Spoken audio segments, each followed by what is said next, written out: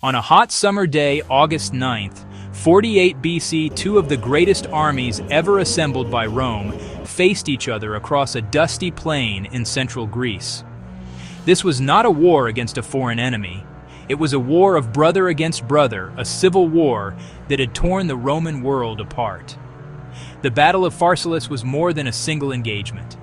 It was the ultimate reckoning, a final bloody contest for absolute control. For the victor, unparalleled power, the chance to reshape Rome in their own image. For the loser, exile, disgrace, death.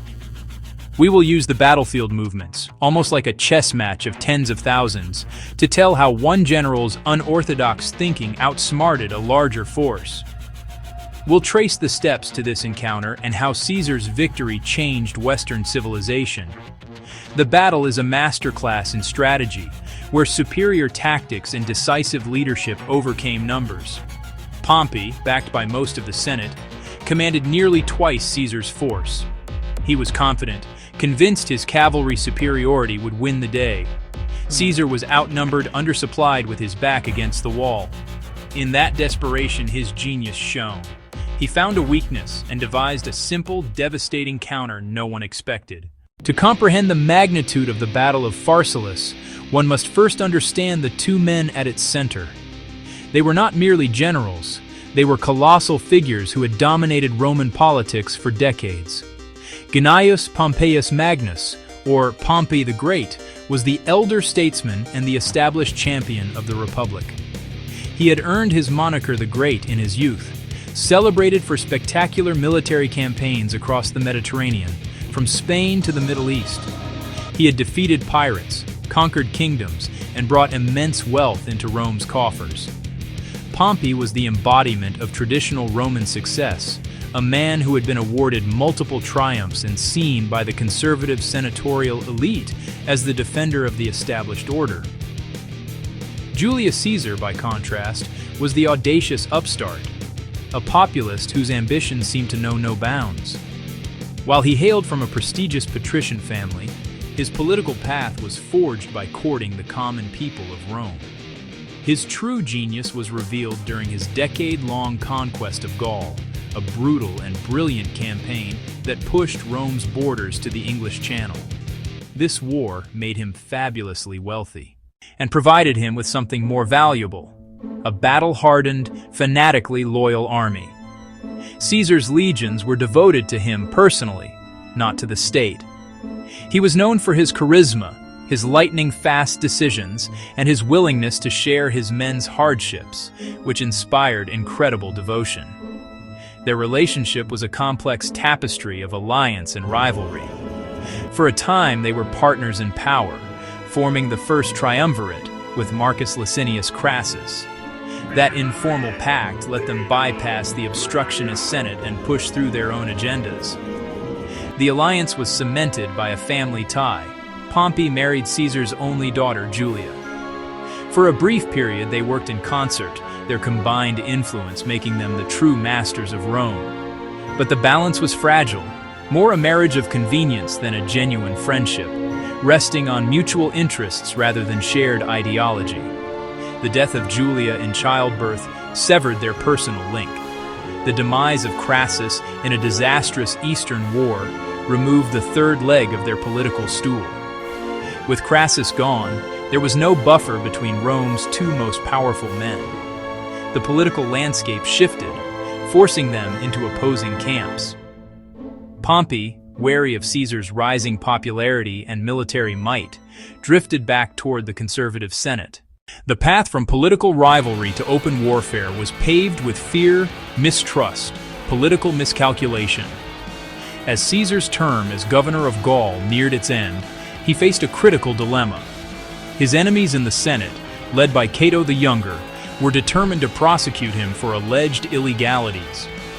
To protect himself, Caesar needed to transition directly from his governorship to a second term as consul without ever becoming a private citizen, which would leave him vulnerable to his foes. The Senate, with Pompey's backing, refused to allow this. They issued an ultimatum. Caesar must disband his army and return to Rome as a private individual to stand for election. Caesar knew this was a political death sentence. He understood that to lay down his command would be to deliver himself, powerless, into the hands of his enemies. After weeks of tense negotiations and failed compromises, he made a fateful decision. On January 10, 49 BC, Julius Caesar led a single legion, the Legio XIII Gemina, across a small river in northern Italy called the Rubicon. This stream marked the legal boundary of his province. To cross it with an army was an explicit act of insurrection against the Roman state. The phrase crossing the Rubicon has since become synonymous with passing a point of no return. The civil war had begun.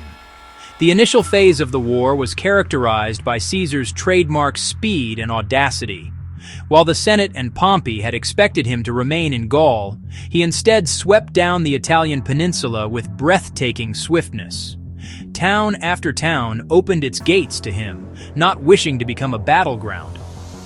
Pompey, caught off guard and with his legions scattered across the empire, made a strategic decision to abandon Italy. He reasoned that he could not fight Caesar on his home turf. Instead, he evacuated his forces and the majority of the Senate across the Adriatic Sea to Greece. There, he could leverage his vast resources and connections in the east to raise a massive army and crush Caesar later. This move, while strategically sound, was a public relations disaster. It looked as though Pompey, the great defender of the Republic, was fleeing in the face of Caesar's advance. Caesar, meanwhile, secured all of Italy without a major fight, and portrayed himself as the one seeking a peaceful resolution, even as he consolidated his power. Over the next year, he secured his position by defeating Pompey's legions in Spain, before finally turning his attention to the main threat, Pompey himself, who was now encamped in Greece with a formidable army. The final, decisive confrontation was now inevitable. The entire Roman world held its breath, waiting for the two titans to meet in battle. In the summer of 48 BC, after a costly setback at the Battle of Dyrrhachium, Caesar's and Pompey's armies converged near Pharsalus in Thessaly. The battlefield was a wide open plain, bordered on one side by the Enipeus River and flanked by low hills. This is where the fate of the Roman world would be decided. Pompey held a significant numerical advantage, about 45,000 infantry and roughly 7,000 cavalry.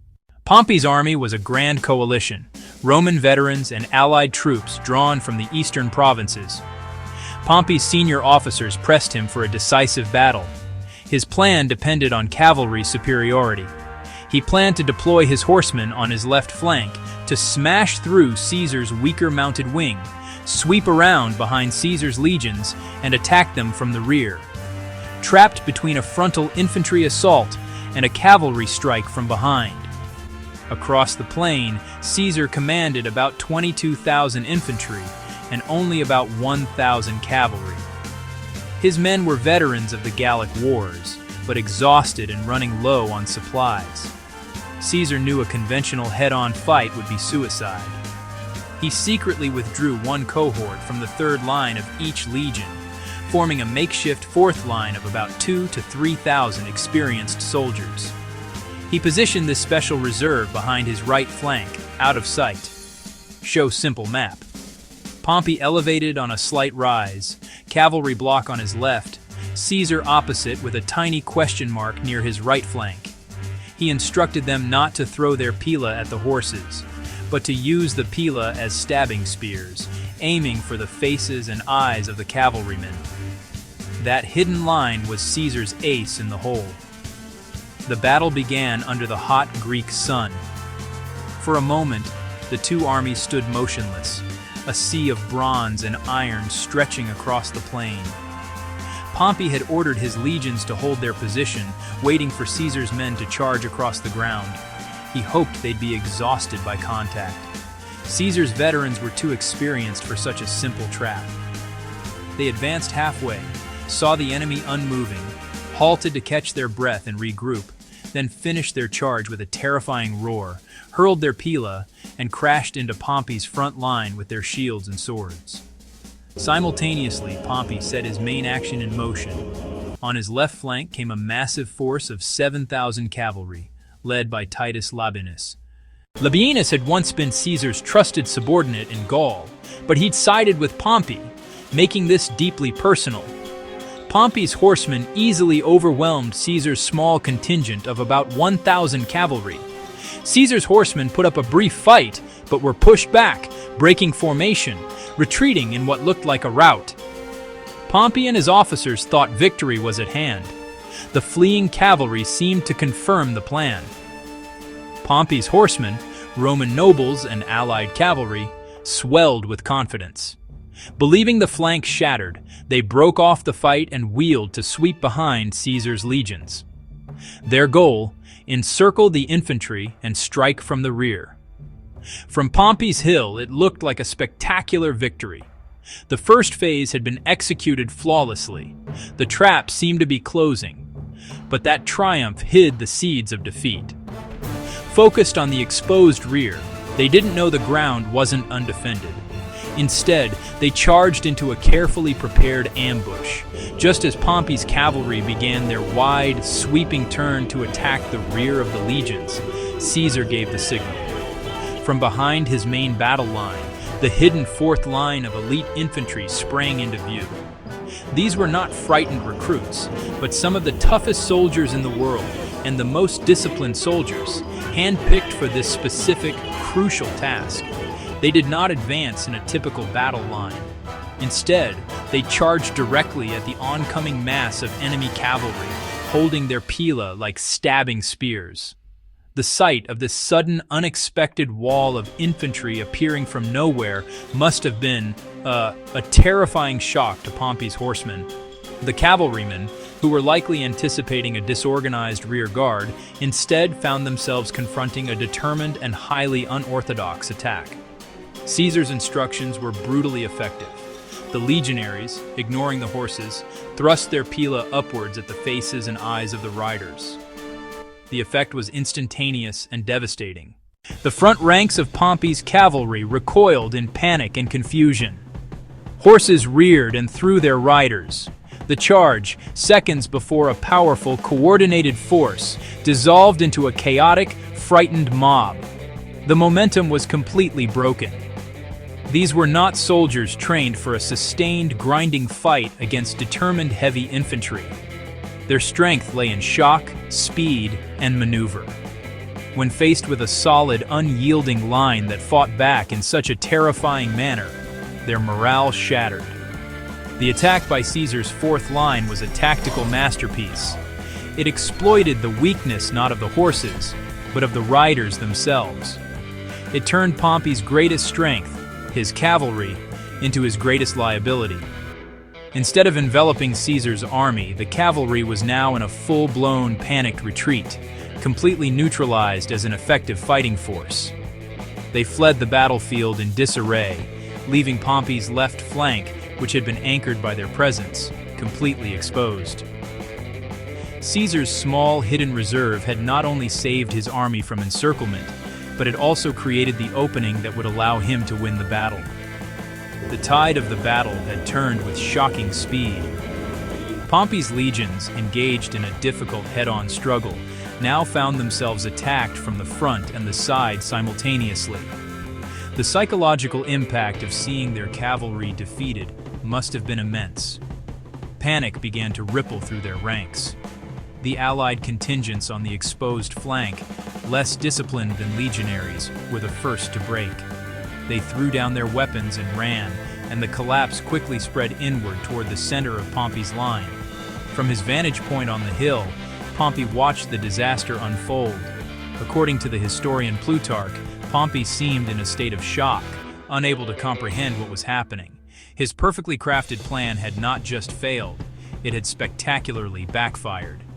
After a moment of stunned inaction, the great general seemed to lose his nerve.